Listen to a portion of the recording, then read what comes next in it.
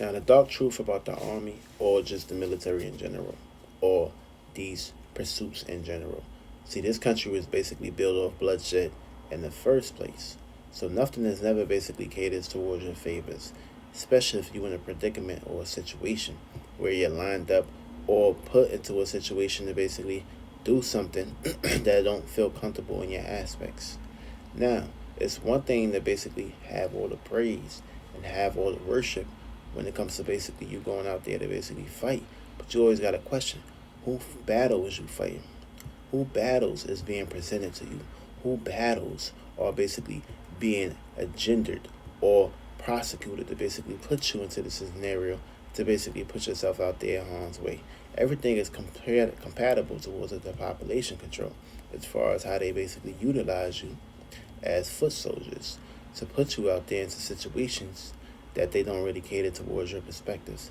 Now, the enemy alone is sitting back watching you go to war, watching you put yourself on the line, while they sit back and, of course, create their own aspects and their own ways of basically going about things on a day-to-day basis. These individuals don't really care too much about you. For me, if money and things of that matter is presented to you, that don't really mean nothing because 10 times out of 10, the shit that you seen when you was in that shit, when you was basically dealing in that field, it's kind of excruciating. And of course, you got to hold that in. You think about these things on a day-to-day basis. And your mind, your mentality is highly important. And your mind was trained on these things. And of course, you always put place into a situation where these things are devastating. These things are catastrophic. These things are chaotic. These things or these experiences that you basically dealt with is critical.